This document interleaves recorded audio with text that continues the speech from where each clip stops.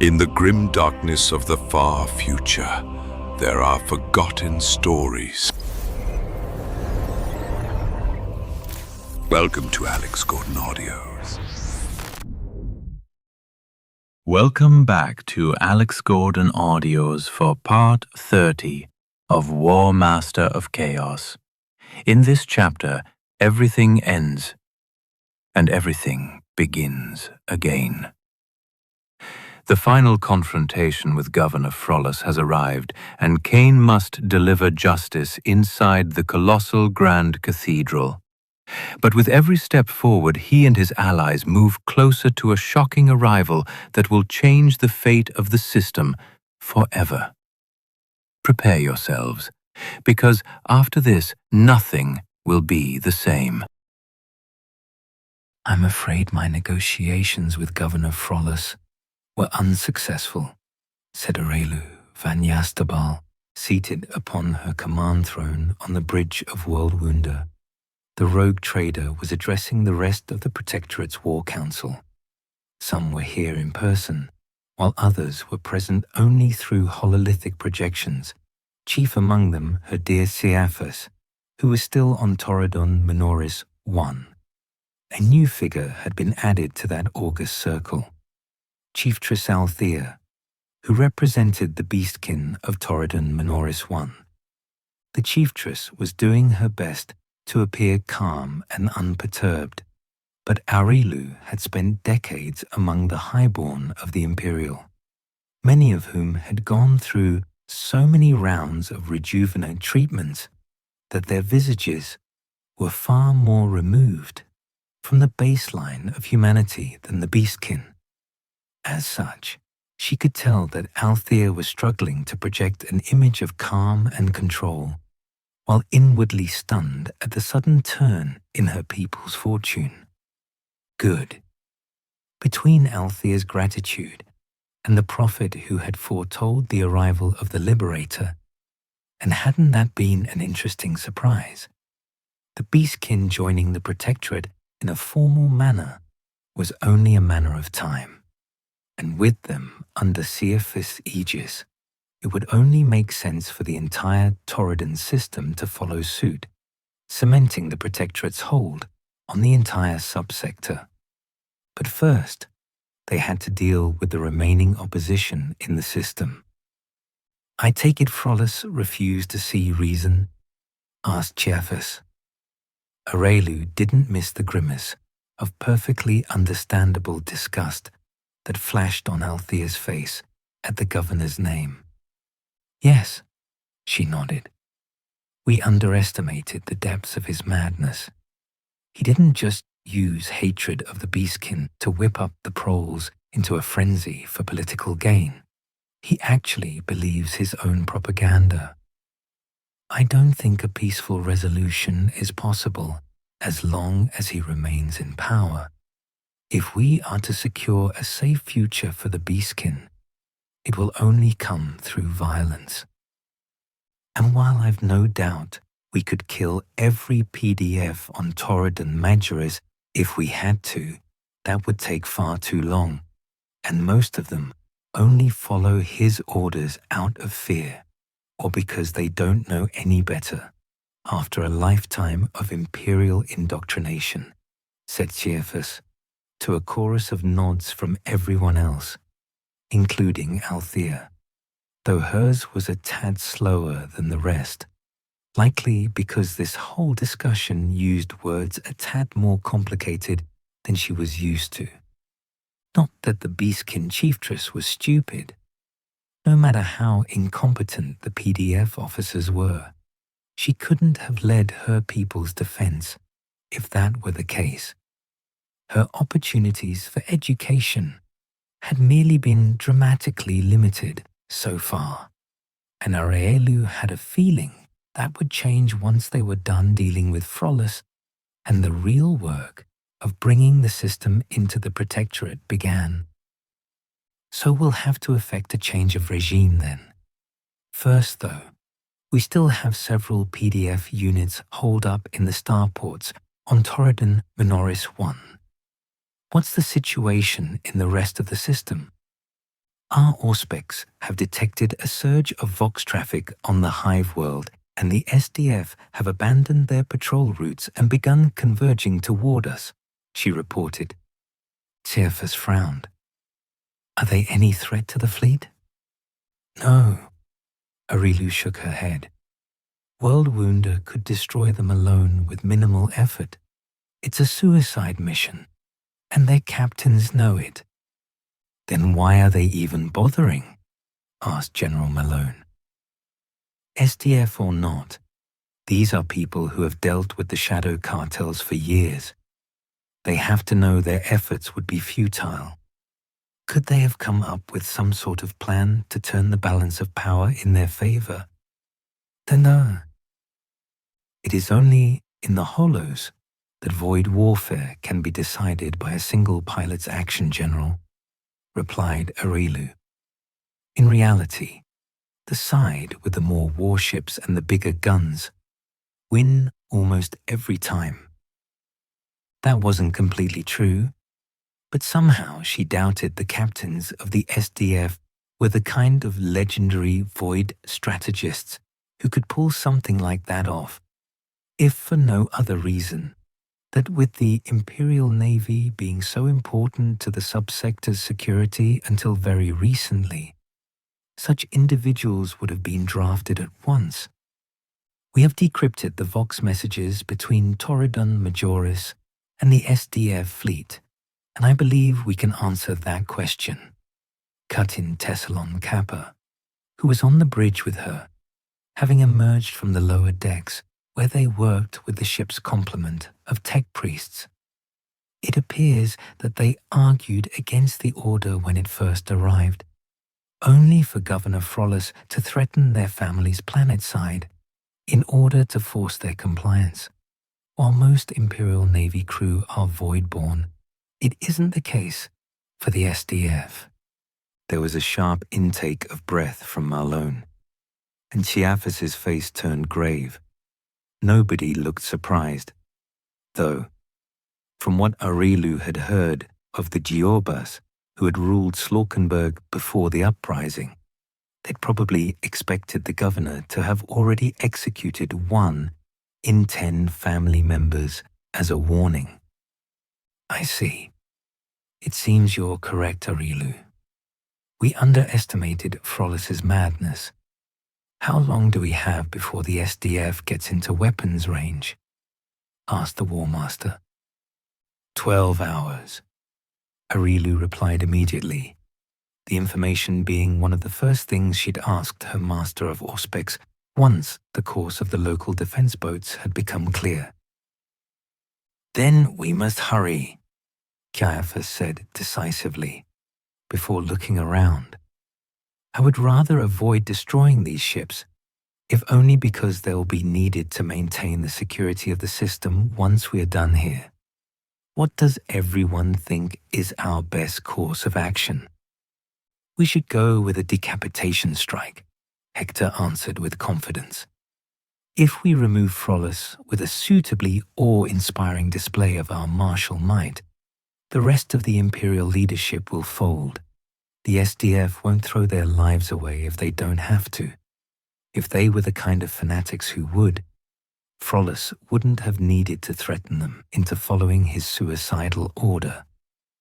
He's right, Sucha chimed in from Arelu's side. I've seen it happen many times. The issue is that the planetary capital is well defended from aerial assault, said General Malone. There's a great many anti-air emplacements across the Hive City, and unsurprisingly, most of them are placed to defend the spires. Trying to land transports there will end badly. Arelu gestured to one of her bridge crew, and the central hololith shifted to a representation of the capital's defenses. She examined them for a few seconds before saying, I think if we deploy the Cainwings, they should be able to clear a corridor for a small, elite force to descend upon the planet. It will be a difficult task, but I have faith in our pilots to pull it off. "The spires are a vast area, though," said Ciaphas, "and well defended too. Once we make planetfall, we will need to end this pointless conflict as swiftly as we can. Do we know where Frolus is?" "As a matter of fact, we do," said Sir Harold.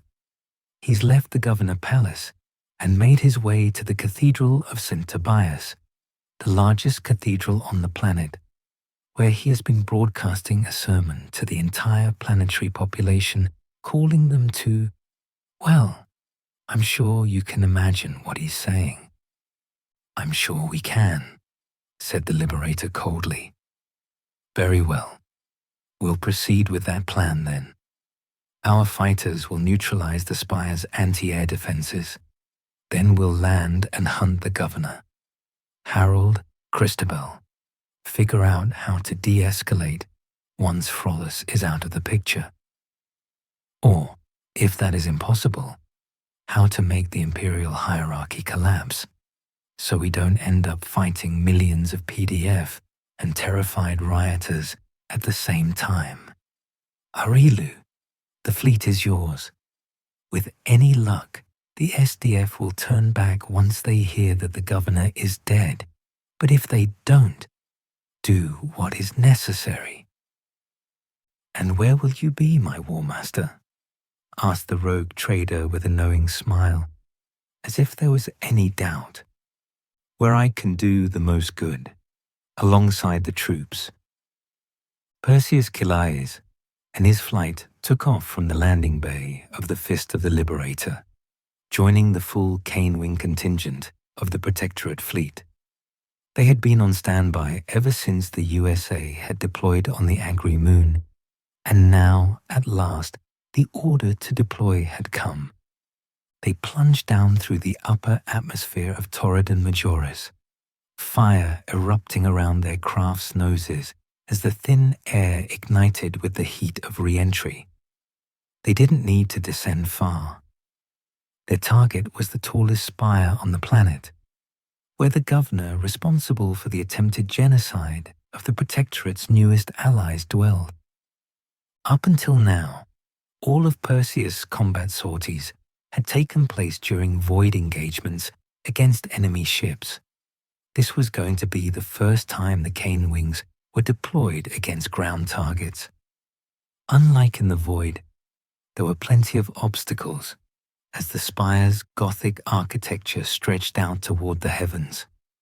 Perseus guided his craft through this maze, following his wing leader. His reflexes, honed by countless hours of training, were sharp enough that he could navigate the obstacle course with ease as they went down toward their assigned targets. "Enemy fighters have been launched," Command warned over the Voxnet. "Prepare to engage." Seconds later, the Cainwings Auspex pinged as it detected unidentified crafts approaching at high speeds, and battle was joined. The specs of the enemy planes were almost comically inferior to those of the Cainwing, though the crafts were better maintained than those of the pirate ships Perseus had engaged last. Like every Slaukenberg native, Perseus had been taught about the Imperium's backward approach to technology. They didn't even try to improve existing weapons and crafts, content instead to mindlessly replicate the works of their ancestors, going so far as to deceive themselves into thinking improving the work of the ancients was flat out impossible. According to the Protectorate's preachers, it was one of the most insidious and dangerous ways in which the Decaying One had corrupted the Imperium, and Perseus could well believe it now, as he watched the Cainwings tore through the enemy fighters. Even so, the Protectorate fighters didn't have it all their own way. Despite their superior technology, training and leadership, war was war, and losses were inevitable. Cainwings fell from the sky, blasted apart by anti-air guns and enemy fighters, burning through the air before slamming into the spires like fiery comets. But their comrades fought on, and after about 30 minutes of intense fighting, Perseus watched as the last of the anti-air emplacements blew up in a ball of fire, its ammunition reserves detonating under the precise fire of the Cainwing. "This is 1-3, Perseus called out breathlessly. His unit leader had perished at some point in the fighting, leaving him in charge. "The path is clear. I repeat, the path is clear." "Confirmed 1-3, came the reply from the flagship's command center. "Beginning descent. All fighter wings, remain vigilant for Imperial tricks until the transports are on the ground."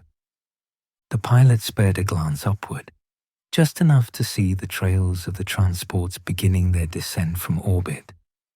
He fancied he recognized one of the transports from the footage he'd watched years ago at the tail end of the Imperial invasion, and smiled under his helm.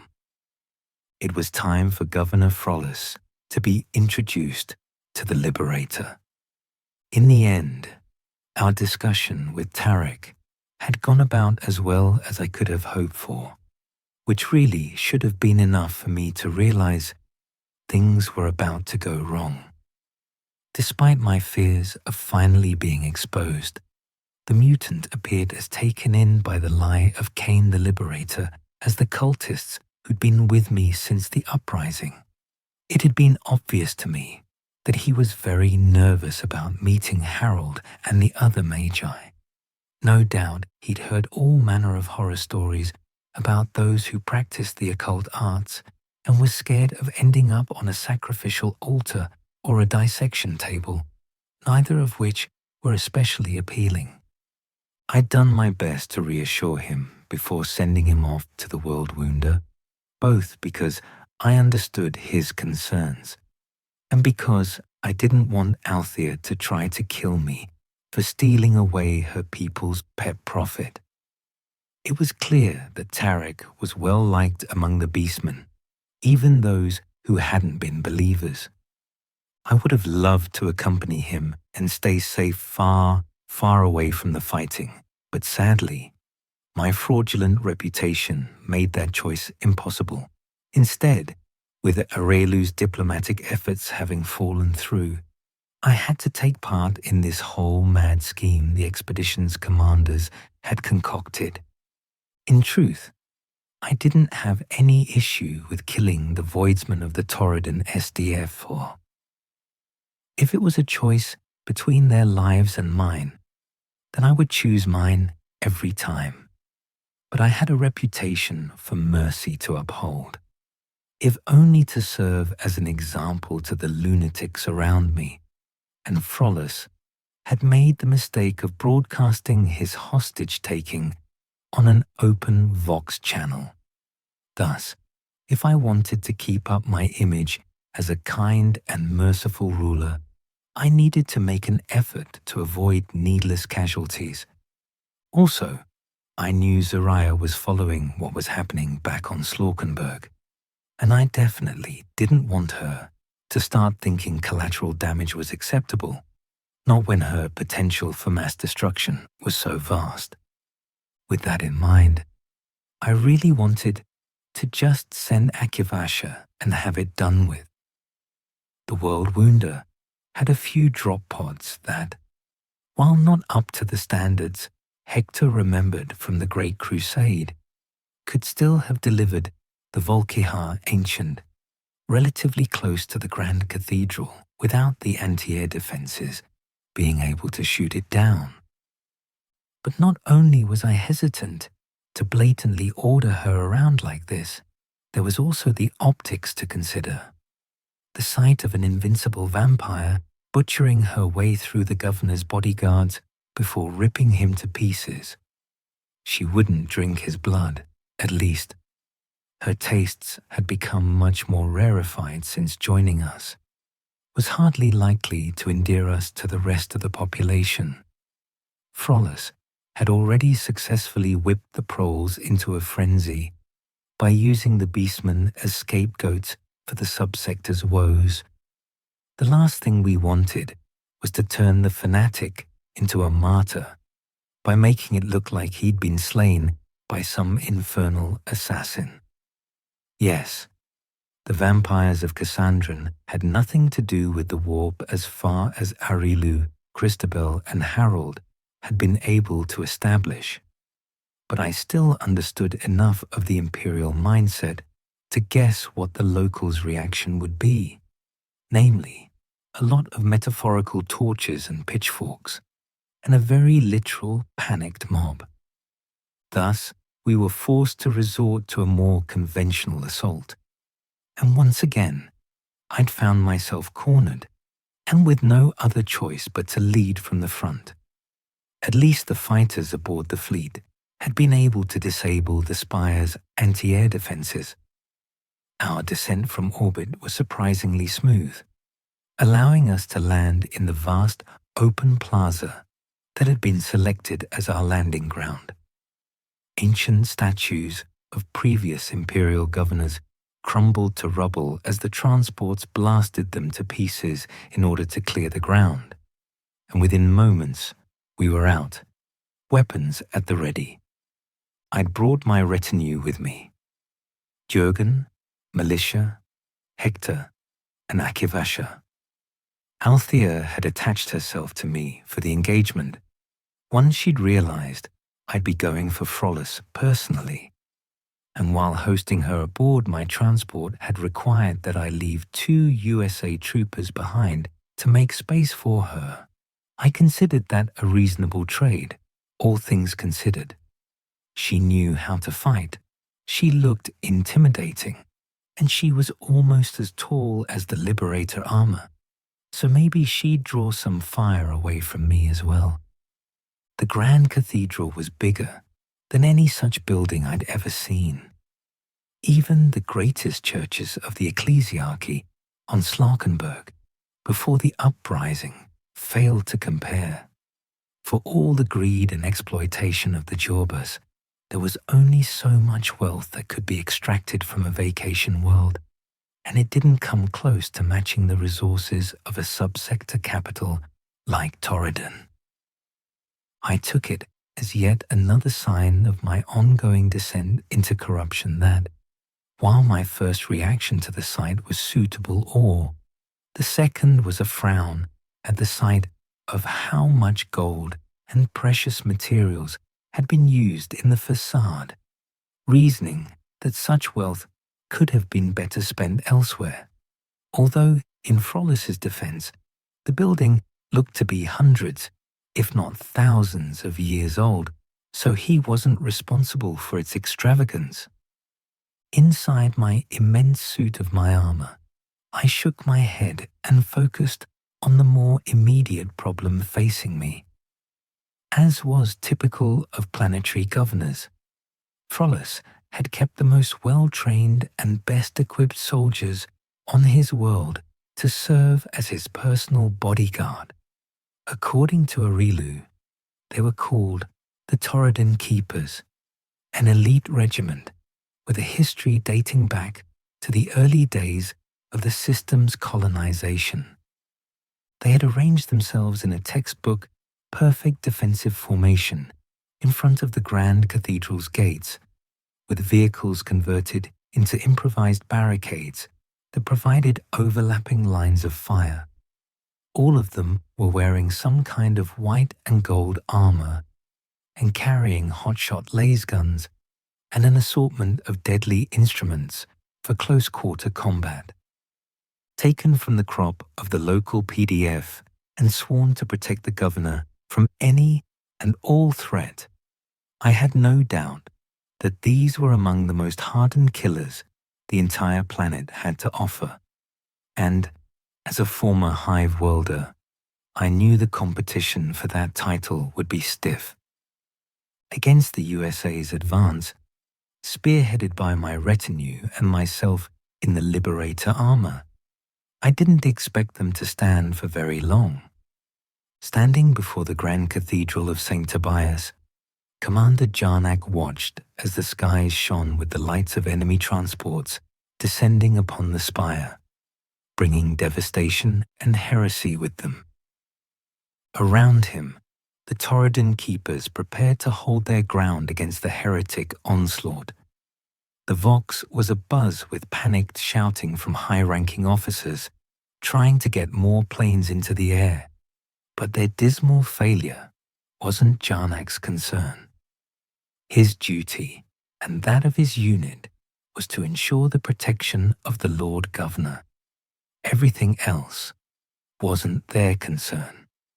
The enemy was approaching, having defiled the courtyard of the honored forebears with their transports before making a straight line toward the cathedral. Through some no doubt heretical method, they must have determined this holiest of places to be where the governor had chosen to make his stand against the forces of darkness, threatening the world entrusted to him by the master of mankind.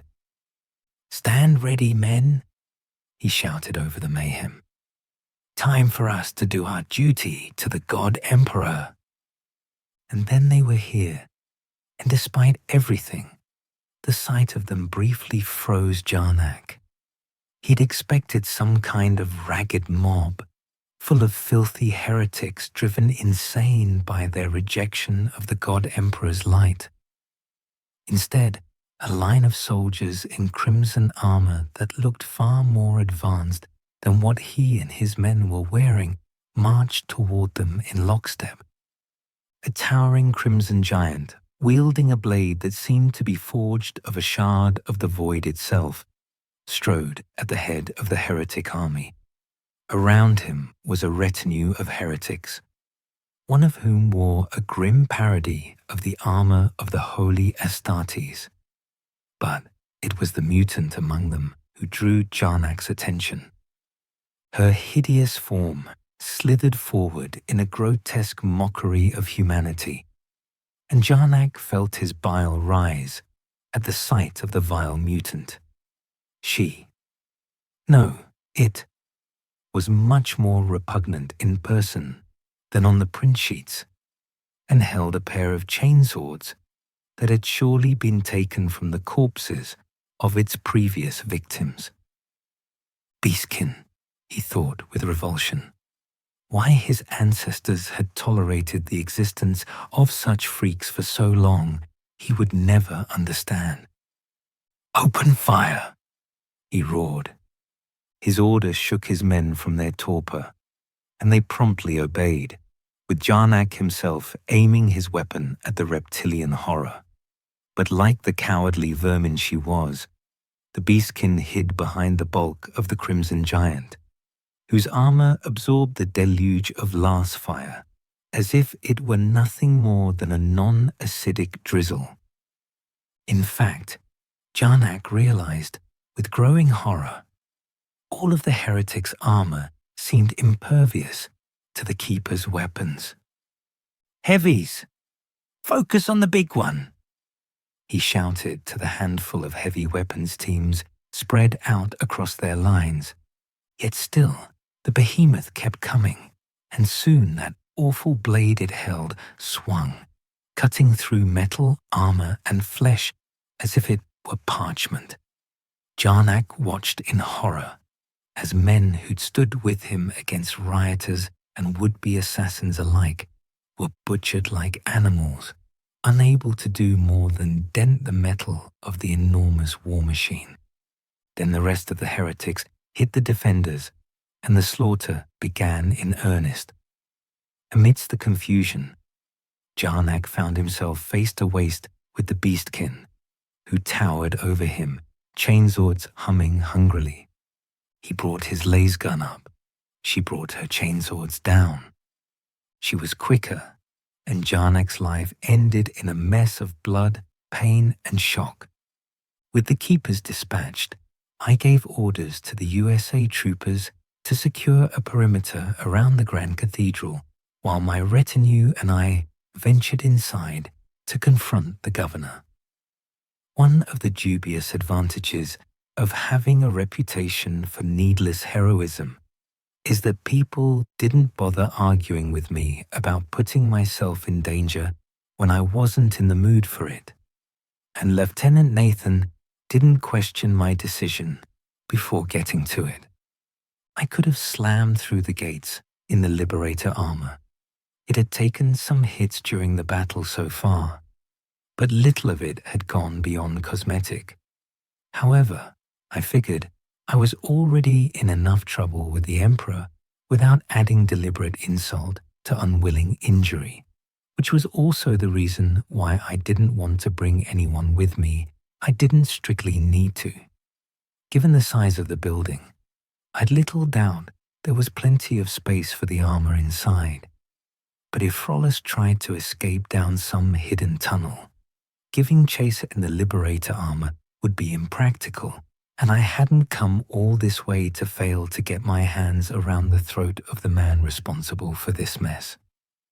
So I left the suit at the entrance, hoping that whatever final defenses Frolus had managed to scrounge up wouldn't be able to penetrate my power armor. Hector pushed the massive doors open. Apparently, they couldn't be locked, which was either a sign that all were welcome within the house of the God Emperor, or evidence of breathtaking arrogance on the part of the planet's rulers to think this place would never be threatened. After taking a moment to confirm that Hector hadn't been struck down by a bolt of divine lightning, which I disguised as pausing to look at the great statue of St. Tobias above the arch, I walked through the gates and into the Grand Cathedral. We passed through the antechamber and into the nave proper, which was as extravagantly decorated as the buildings outside had been. I could hear the sound of running feet in the distance as the low-ranked clerics fled. I briefly worried that Frolus had done the same after all, but I could still hear the governor's voice echoing on the walls from deeper into the building, so he was still here. "This feels like a trap," said Hector, whirling his axe in his hand as he looked around, voicing what everyone else was feeling. "It does," replied Milicia. "And I think I just found out what the trap is," she added, pointing with her sword. 5 humanoid figures sat on their haunches, trembling. They were naked, save for dirty loincloths and the metallic helms that covered the upper half of their skulls. Each showed countless scars and brands on their exposed skin, as well as evidence of advanced augmentation. Canisters full of glowing combat stims grew from their backs, and their arms ended in vicious metallic claws, which left tiny marks on the stone floor with every nervous twitch that coursed through their overly muscular bodies. "What are these things?" hissed Althea. "Arco-flagellants," I replied absently, trying to force down the sudden surge of terror I felt at the sight. This wasn't my first time seeing an arco-flagellant. Back in the Schola, one had been brought from the closest sororitas outpost one day to demonstrate its deadliness. Along with the rest of my class of cadets and several other martial-inclined groups, I'd watched the creature be led into the training grounds by a priest holding its chain, where it had been unleashed upon the week's crop of criminals sentenced to death who'd been sent to the Schola for training purposes. It had been months before I'd stopped having nightmares of the gruesome sight, and that had just been one. I knew, objectively, that I had fought much more dangerous adversaries than a handful of mind-broken flesh puppets. But that didn't make the monstrosities any less horrifying, especially now that I'd a much clearer understanding of the kind of things that went on at the ecclesiarchy's highest levels of power. Arco-flagellants were supposed to be created only from the most irredeemable of sinners, for who a quick death by the pyre was judged too merciful.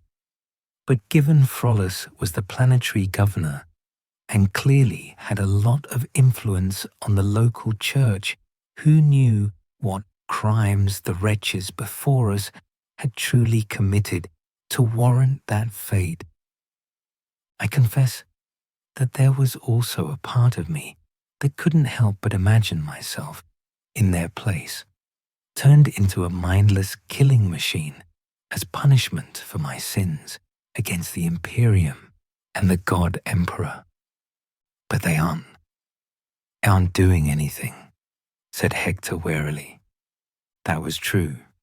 If I remembered correctly, these creatures could only be activated by the trigger words which had been burned into their tormented brains.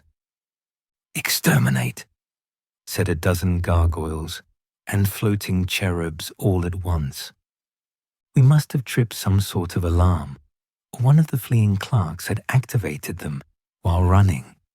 Immediately, the monstrosities shivered and rose, spittle flying from their open mouths as they all gave out a guttural cry, full of pain and bloodlust.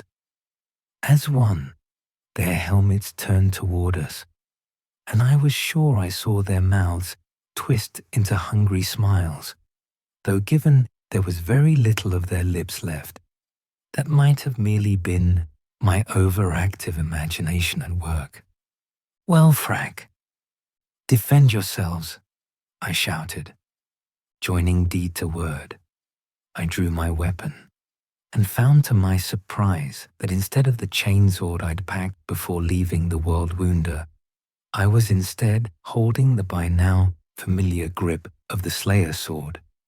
I thought the demonic blade would be hampered by the fact we were inside a cathedral of the Imperial Creed, something Arelu had agreed was likely.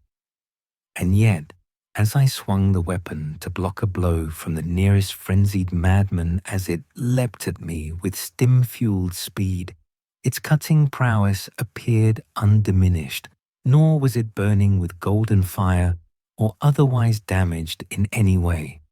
With a sinking feeling, I realized what this implied.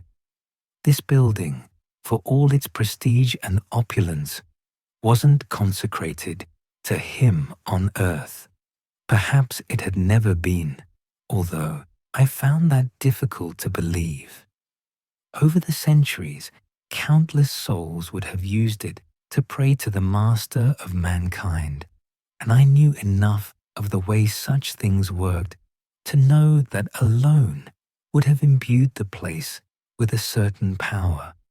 No, far more likely, whatever holiness the cathedral had once possessed had been defiled, and I hoped it hadn't been the intrusion of my cohorts and myself that had done so.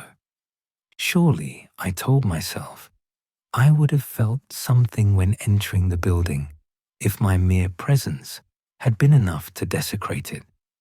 Or my companions would have. Well, not Militia, and probably not Akivasha or Althea either. But surely Jürgen or Hector would have felt something and remarked on it. Perhaps fortunately, the ongoing assault of the Arco-flagellants distracted me from my thoughts and forced me to focus on my physical predicament rather than the spiritual one. The Slayer sword cut through the Arco-flagellant's right hand and forearm before burying itself into its torso, cleaving it in two. I moved out of the way as it crashed to the floor, impossibly still alive thanks to the cocktail of stims its augments were pumping into its system. I drew my bolt pistol and shot it in the head, putting an end to its squirming and hopefully releasing its soul to an afterlife more pleasant than its previous existence. When I turned back to the fray, I found that the fight was already over. Between Jürgen's psychic might and the sheer martial prowess of Akivasha, Hector, and Militia, the outcome had never been in doubt. but I was surprised to see that Althea had claimed the kill on one of the Arco-flagellants, her chainswords buried so deep into its chest that no amount of stims could keep its metabolism running, which was the reason chain blades were so commonly used by the Imperium, and according to Hector, other races as well. While a simple cut might not always disable an opponent, shredding their insides almost always did the trick. I mentally revised my estimate of her threat level upward, just in case. Althea stared at the corpse of the creature she'd killed, unnerved despite her best efforts to hide it. She'd seen servitors before when the tech priests had brought some to assist them in their work on Torredon Majoris one, and at first she'd thought this was another type of these mindless husks designed for combat instead of basic tasks. But it wasn't. Servitors were disturbing because of the emptiness of their faces. There was nothing behind their eyes, no emotion, no spark of intelligence. They were like machines, but made of flesh instead of metal. The creature, the Arco-flagellant, had been different. There had been something in its eyes, but that something had been naught but pain and hate. What manner of empire created such things and used it to guard what was supposed to be its most sacred places? She wondered. "Well done, all of you," said the Liberator, his voice dragging Althea out of her grim musings. "Now, let's move on." They resumed their march. The sound of her comrade's footsteps echoed across the vast space. She suspected Ladies Akivasha and Militia could have avoided making noise if they saw fit, but neither bothered with it. They had faced the greatest fighters the foe could muster and come out on top. Let their prey know they were coming. They found Governor Frolus kneeling in front of the altar. He was still spouting his hateful rhetoric into a vox set built into the altar, and a flock of flying skulls flew around him, watching him and broadcasting his image through the rest of the hive city and beyond. He was such a small man underneath the many layers of his ornate robes and his ridiculous hat, which was decorated with enough jewels as to be blinding to look at. Somehow, Althea had expected the figure, which had tormented her people for so long, to be bigger. "Governor Claudius Frollus," the Liberator called out to him. "I am Ciaphas Cain." "You," he said, the word dripping with hatred and fear. You are the Black Commissar, the arch-heretic of Slaukenberg." "I am," the Liberator admitted without shame. "And I have come for you, Frolus." "You are a heretic," Frolus babbled, "a vile betrayer of his light. You are. You." He trailed off, eyes wide in abject horror. Althea followed his gaze and found that he was staring at the sword in Cain's hand. He hadn't sheathed it since the fight against the Arco-flagellants. The Beastkin Chieftess could understand Frolus's shock. The weapon made her own skin crawl. The strange black energy blade the Liberator had wielded inside his great suit of armor had been unnerving, but the sword he held now was clearly of unearthly provenance. "No, no, no, no, no," Frolus muttered, making the sign of the Aquila with his hands over and over again. "It cannot be. This is the God Emperor's home. You cannot defile it with your vile heresies.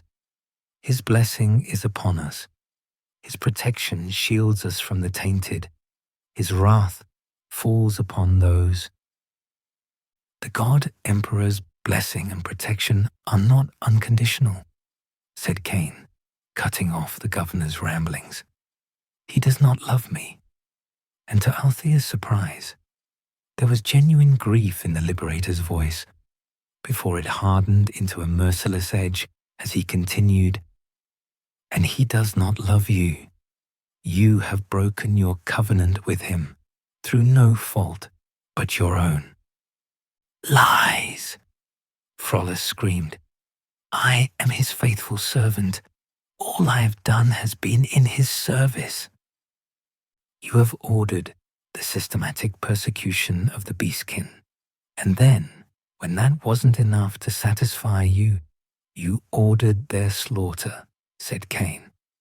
"You turned on the people you were supposed to lead out of fear and hatred. You did all of this against the word of one of his own sons." "It was the God Emperor's will," he sputtered. "The Primarch's edict is a lie, nothing more."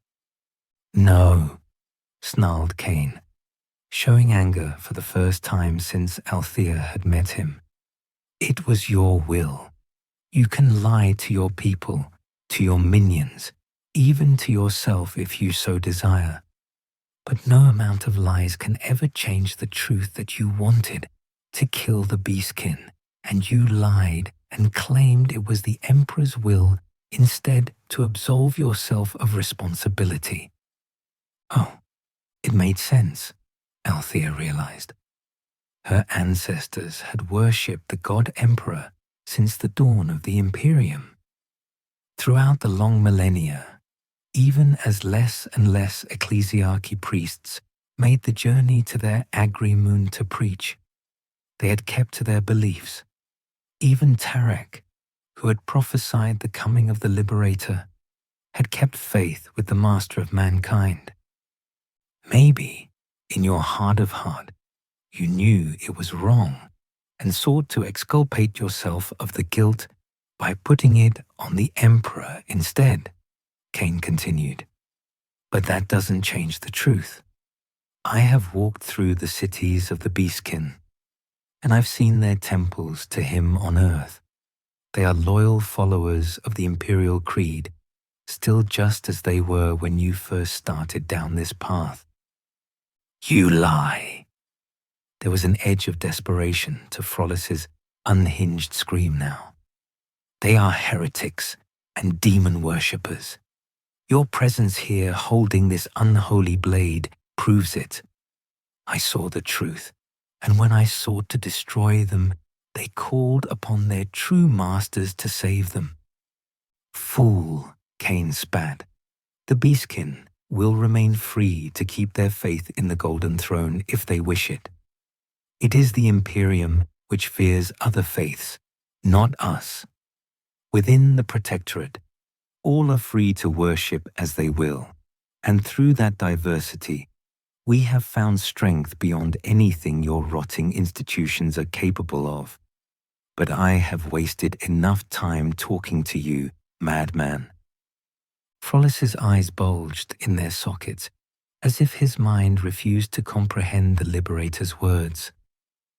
"Governor Claudius Frollus," the Warmaster proclaimed, his voice echoing throughout the cathedral as he leveled his ornate pistol at the governor.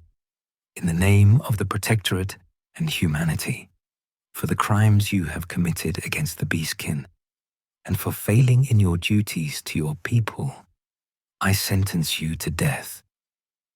"You have no right to judge me," Frolus screamed. "Only the God Emperor can decide my fate."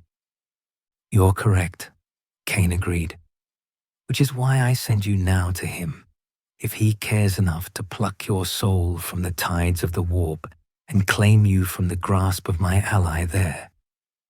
The bolt pistol barked with a deafeningly loud noise, and a bloody crater appeared on the governor's chest. Such was the strength of the detonation that he was sent flying backwards, sprawling all over the Imperial altar.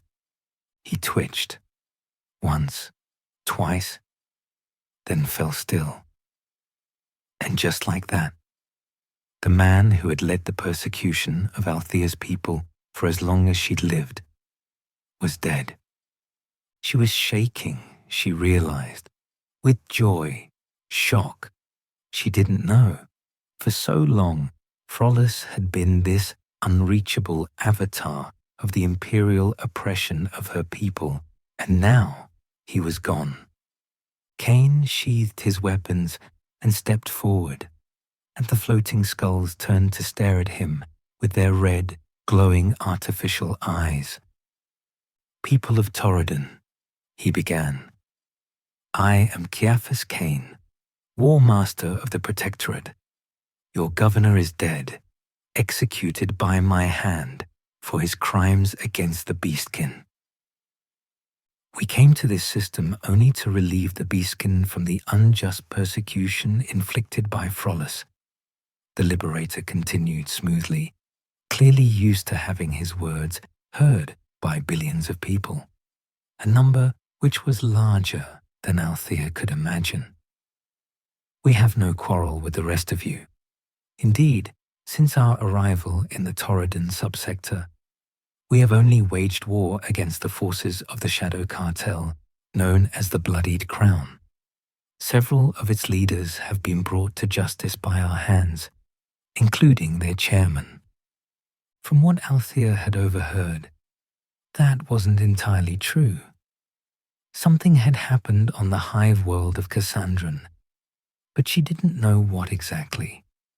Just that it had been bad, had threatened the entire planet, and that Cain had saved the day himself. "As a gesture of goodwill, my forces will refrain from pushing further into your territory.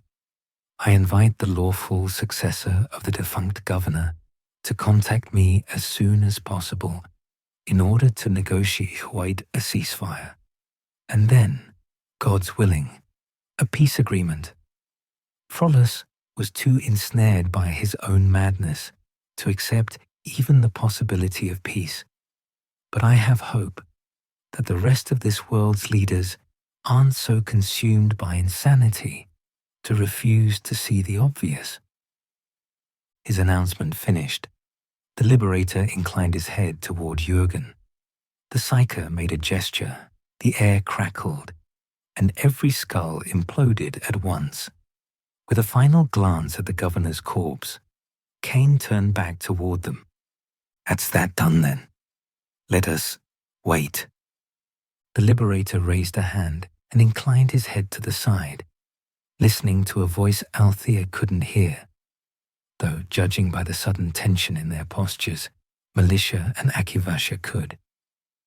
"I'm here, Arelu. What is going on?"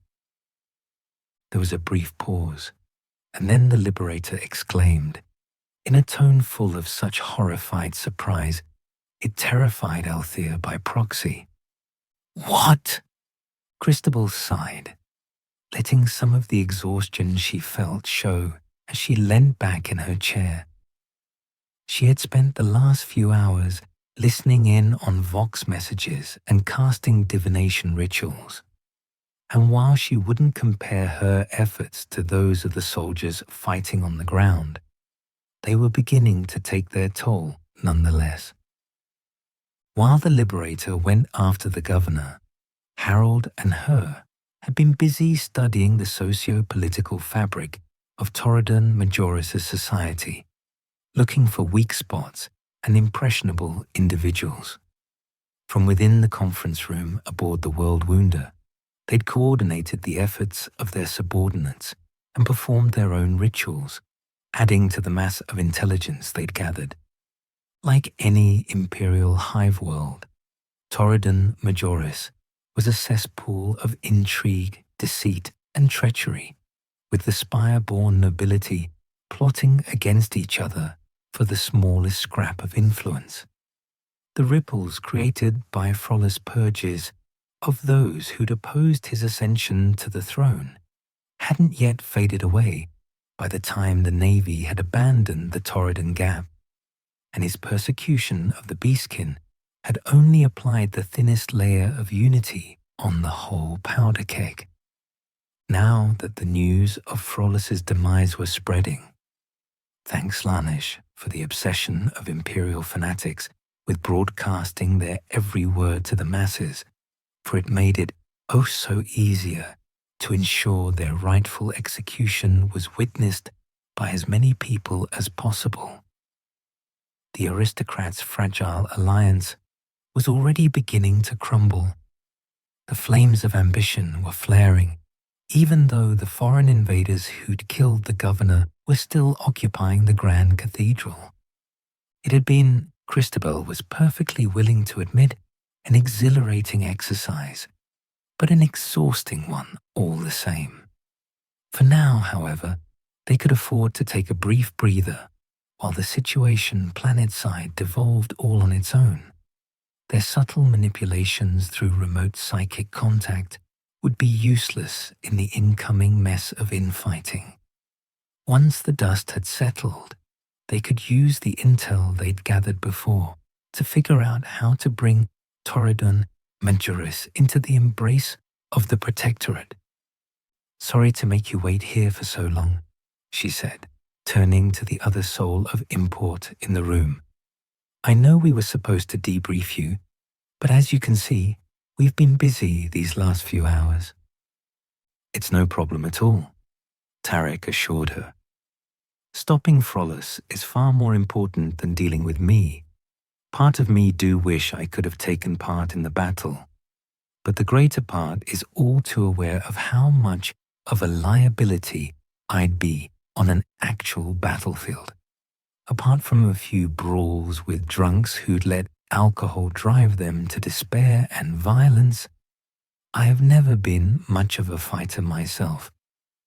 "Oh, don't worry," Harold cut in, having put down his own slate and vox set for the time being.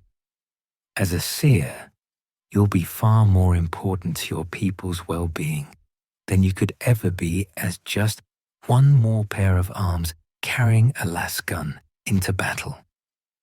Christabel didn't share her Tsentian cohort's interest in prophecy.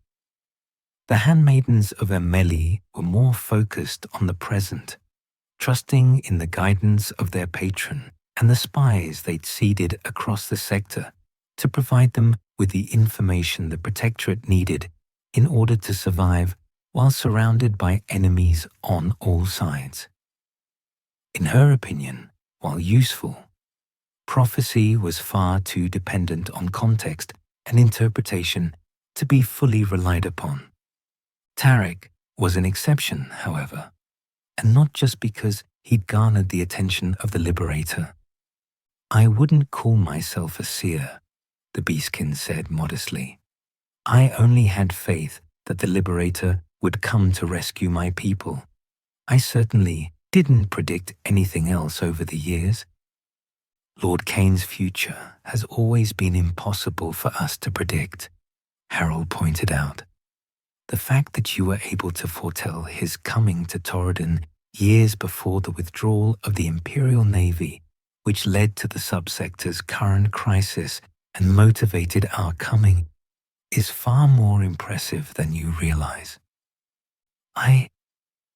Tarek hesitated, clearly ill at ease with being showered in praise like this. "If you say so. You're all much more knowledgeable in such matters than I. I'm sure you'll catch up to us in now time.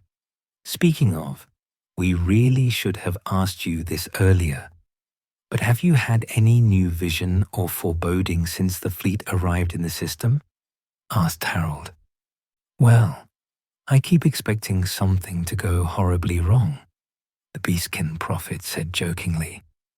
"But I'm pretty sure that's just because I still can't believe all of this," he gestured at their surroundings, "is really happening." The two cult leaders' polite laughter was cut off by the sudden blaring of shipwide alarms. "What's going on?" shouted Tarek, panicked. Christabel was already moving toward the nearest console, punching her access code into the keyboard and pulling out the relevant data.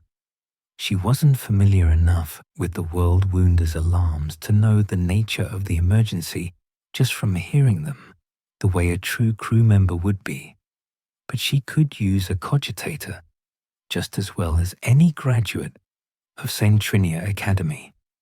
Soon, data flowed on the screen, crimson runes flashing. It took her several seconds to understand what she was seeing, and once she did, she cursed violently and in an entirely unladylike fashion. "It seems your presentiment was on point once again, Sieur Tarek," she told the Beastkin, who looked everything but pleased. Mistlav Sertanov watched through the oculus of his vessel, the Usurped's fury, as the last of the SDF ships died. The pathetic flotilla had been no match for the combined might of his ships and those of his new masters, and they had been destroyed within minutes of the battle's beginning. The sight of the burning debris floating by was a chilling reminder of the nature of Mistlav's new masters. There had been no demand for surrender, and the pleas for mercy of the final ships had been met with nothing but silence. The fleet had simply appeared, ripping out of the warp deep within the system, thanks to the sorcery of his new master, and opened fire before they could react.